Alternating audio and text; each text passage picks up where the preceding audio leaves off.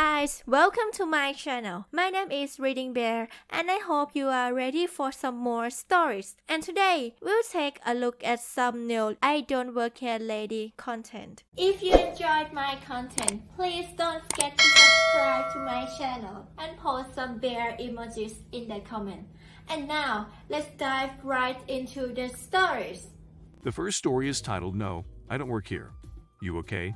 Anything I can do to help? The holidays are stressful, I get that.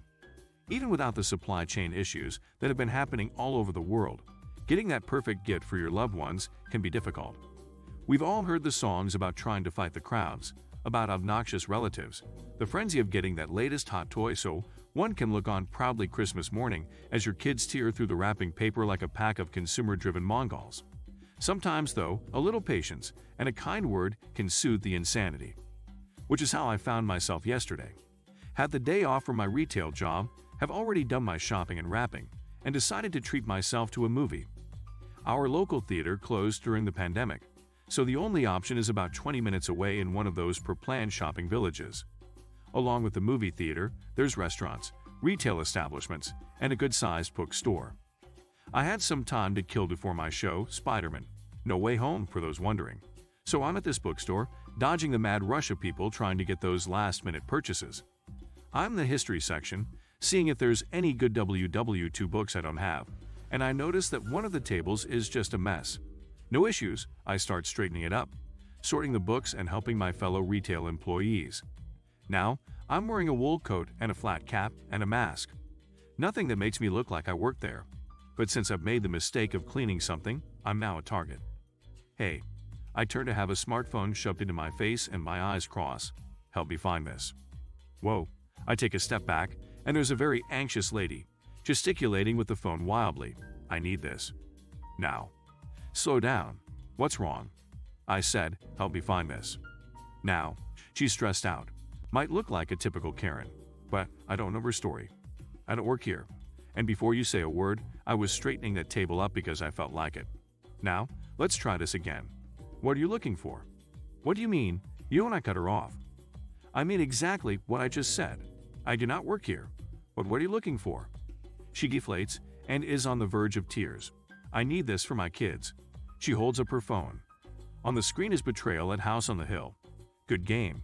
And I can't find it. My daughter just wants this, and I can't find anything in this stupid. I know where that is. Take a moment. Breathe. It's gonna be okay. She is just stressed to hell and back. I'm sorry. She just keeps saying. I lost my mom to that stupid virus, and she wouldn't get the vaccine, and I couldn't even go to the funeral. She's trying not to sob as I guide her to the games. The spot for betrayal is empty, but I find a copy in another spot before she has a meltdown. Okay, here you go. Anything else here you need help with? She's holding the box in her hands, fingers nearly crushing the edges. Why did you help me? She squeaks. I'm such an idiot. Because you needed help. Merry Christmas. She gave me a grateful smile and went to pay. No, I didn't get to pay it forward. I didn't get a free coffee. I didn't get a thank you from the employees. But that smile to help a fellow human being in a stressful time. Worth it. The next story is titled, No, My Husband Doesn't Work for Walmart. This is a bit shorter than most and happened to my husband, not me. So the story is secondhand. My husband and I just got new phones, and we've been used to having phones with headphone jacks, and I've always used wired headphones. Our new phones don't have these, and I was a bit sad about not having headphones that work with the phone. So my husband went to Walmart looking for some Bluetooth headphones. My husband doesn't work for Walmart. He works for another cable company, and was wearing his work clothes because he was on his lunch break, so he was in his khaki pants, polo, and his green safety vest. It would make sense that someone might mistake him, but at the same time, it was green rather than yellow like the Walmart vests, and it had his company logo in huge letters. A woman came up to him and asked him where the phone cases were and if he could get one for her. He said your usual, "Oh, I'm sorry, I don't work here," and her response was, "Oh, really?" She then proceeded to grab him by his vest and spin him around. He said, "Excuse me, please don't," and that's when she noticed his company logo on his vest and said, "Oh, you work for X, not here." She then apologized for the mistake and walked away. The next story is titled Because It's My Property, and I decide who lives in it. I'm an only son. My mom died of cancer at only 55 5 years ago. It broke my dad's heart. They had been together since college and were the same age, with my dad being a month older. I'm 22 and about to graduate college with my degree in chemistry when the main events start to occur. I went to college on a full-ride scholarship. This is important later. My dad met my now stepmom when she was my mom's nurse at the hospital where she spent her final days. My stepmom Grace played all the right notes to gain my dad's trust. She was empathetic to him, nurturing, comforting after my mom passed. I was 17 and old enough to sense that she was just trying to weasel her way into getting my dad's resources, but it was up to my dad if he wanted to be in a relationship with her. I was in my final year of public school and had just won a scholarship to attend college out of the country the following year. My dad mourned my mom for a year, and that whole time Grace would check in on him by phone every month or so, in my opinion to scope out the possibility of sinking her hooks in him. After a year passed, Grace took the gloves off and went hard after my dad. Grace was only 40 when she and my dad started seeing each other. I didn't like her, but at the same time my dad at least didn't seem so depressed anymore, so I tried to be less pessimistic about her and give her the benefit of the doubt. In my gut I didn't trust her though. But we are Scandinavian, and at least in my family the son does not tell his father what to do or even offer any opinion. Grace is from the Czech Republic, if you're wondering. My father was a very successful banker during his career and amassed quite a portfolio of wealth. I'll spare you the details, but after 6 months of dating, Grace and my father are married.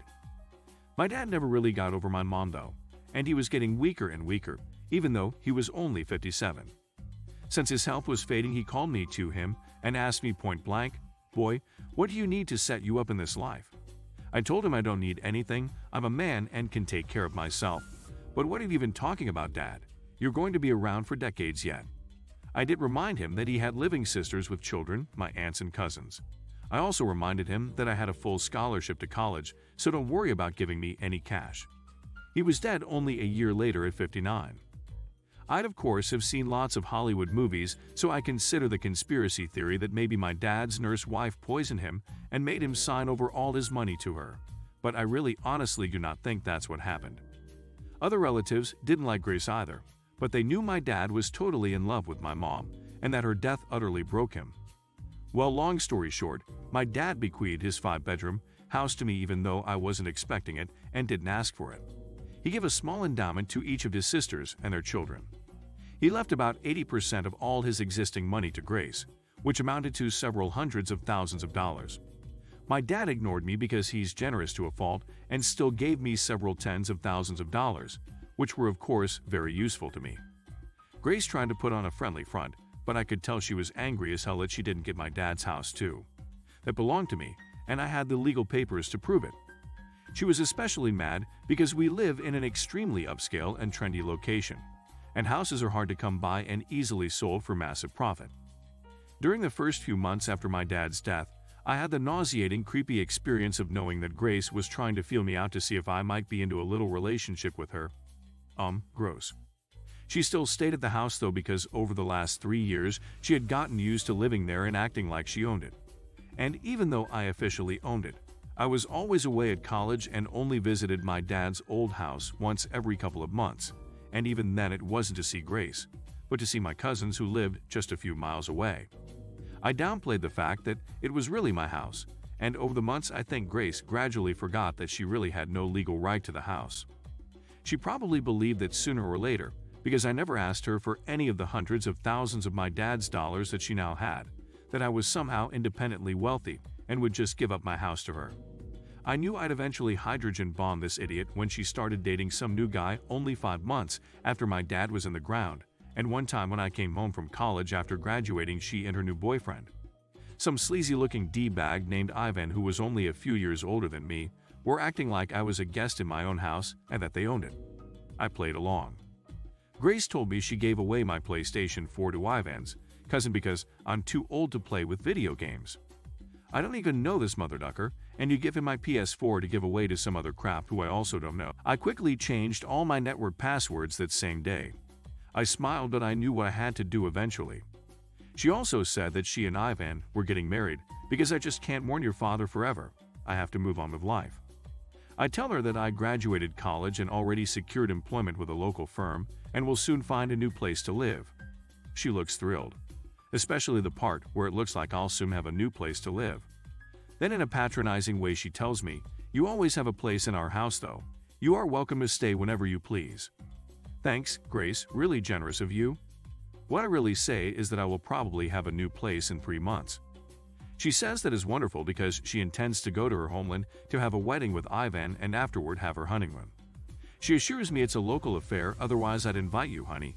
And anyway, I know you're so busy. I congratulate her. She asks me if I can watch the house for her. Watch my own house? Sure. What I really say is, of course, I will take care of the house. I am careful to not say your house.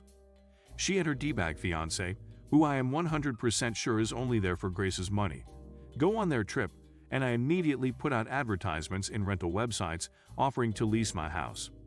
I hire movers and have all of Grace's furniture and possessions boxed up and put into a storage rental facility. I retain all of my parents' furniture that they had before my dad met Grace. Locks? Changed, all of them. Within days, I am inundated with dozens of inquiries regarding my amazing, furnished house with fantastic views. I rent it to a wonderful young family, a barrister and his school teacher wife, and their 2 preteen children. They pay me their first at last month's rent and sign a lease for a year. I warn them about my crazy stepmom, who thinks this is her house, but I present them with contact information to my lawyer, the same lawyer my dad retained, in case they need any assurance that I'm on the level. I also give my lawyer the information about the storage facility, including the fact that I generously paid 4 months of storage in advance, which is a whole month longer than Grace's Czech honeymoon adventure. I then found a great apartment in the city near my new place of work. There I met a woman in a restaurant I frequent at night after a long workday. We have been dating 6 months now and are engaged to be married. Grace, of course, tried to shriek and cause trouble when she realized she got kicked out of my house, but my lawyer quickly shut her mouth without my having to ever speak to her garbage face again. From what I hear, her and her trash husband left the country, and I assume they're blowing through my dad's money and will soon be broke like chavs usually become when they taste a little bit of what they think is the good life. So maybe Grace will go and try to exploit some other lonely man into giving her his money. Speaking of money, the house that I rent out is generating so much money that I not only am able to help pay for my cousin's college, but I moved into a larger apartment of my own, together with my fiancé.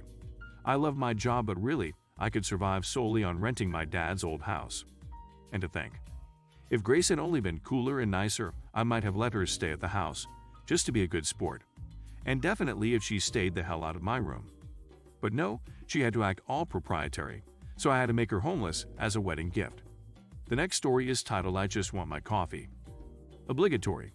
This happened about 3.5 months ago. I work as a management consultant at a firm where we travel to companies and businesses to improve their organization in certain areas. I won't get into the details of the work as it does not matter in this case. I have been at the company, we'll call ABC for security, for about a week, meeting with the management team to gather information in order to start analyzing potential risk areas. Note the building that we are in has about 100+ employees, all for the same company. I have just finished an entire morning with my team and some of company ABC managers, directors, VPs. I decided to take a short break to grab a coffee at the cafeteria downstairs.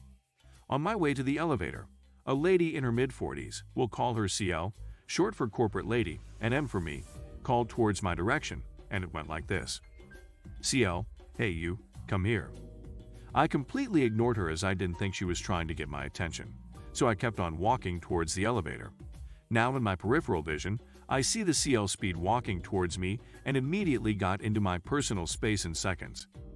CL, hey Junior, I'm talking to you. How dare you ducking ignore me? Note that I'm in my late 20s, but thanks to my Asian gene, I look like I'm 18 to 20. Which is probably why bouncers at bars always triple-check my ID.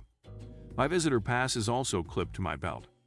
M, thinking I misheard that she cussed at me. I'm sorry, what did you say? CL, are you as incompetent as you are deaf? Go to IT and let them know my computer is having issues with printing, and while you are at it, grab me some. Forgot what supplies she wanted from downstairs. M, sorry miss, but I don't work for you. I'm just trying to get a coffee. CL, so ducking what? As an intern, you should be listening orders from all senior level people. Also, you shouldn't be on coffee break when everybody else are working. M, wait what? No, You don't understand. CL immediately cuts me off. CL, listen kid, you get that crap done right now or I'm gonna report you to your manager for poor teamwork and ignoring helps of others. First, you need to talk calmly and politely. Then you need to understand that I don't. She cuts me off again. CL, I'm the manager, you are not. Now, I don't want to hear your lazy-ass excuses. Just get it done ASAP. I have an important meeting in the afternoon. She storms off right after. Obviously, I'm not going to do what she asked, so I shrugged it off and got my warm caffeinated lover. Also, I know one issue to bring up on why the company is losing young talents so quickly. The afternoon meeting starts again and we are to meet with a new set of managers from other departments. Lo and behold, CL enters the room muttering something with a director or VP I can't remember. She looked at me and immediately said, CL, yeah, that's the kid who didn't get my crap fixed, so I don't have all the files ready. Why the hell is he here? I guess the moment she said that, something clicked in her head and she realized I'm not with the company, but rather the people they pay a hefty bill rate for. I explained the situation briefly because I want to get the current day agenda out of the way, and said we can speak with HR after the meeting to clear up the issue. CL sat through the meeting without really saying a single word unless we ask her questions directly regarding her department. I'm certain that she got in a ton of trouble with HR and her supervisors as I didn't see her for the remaining 3 weeks I was there. All of her department information were handled by a guy who supposedly reports to her. The next story is titled Lost Job 2 weeks ago, an old boss keeps texting me insisting I do work. At first I responded politely explaining I can't help anymore because I don't have access to relevant systems, and also I'm not an employee, have a new job and I'm busy. I then cut conversation short as boss was a nightmare to work for when I was there and didn't want to get into it with them. Boss then responds a day later insisting I call them to help with another, different issue that I know they don't need my help with as it's such a simple and self-explanatory task. I was laid off BC my role no longer required, apparently, and I left a great handover log and was super thorough in handing everything over. Gave boss plenty of opportunity to fact-find from me. I was on notice since last October, so there's no way they need my help except from forgetfulness laziness on their part.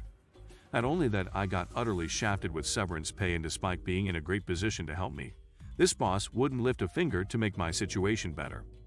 I literally don't work here lady, stop texting me. If you enjoyed the video, please subscribe to the channel and post some bear emojis in the comments.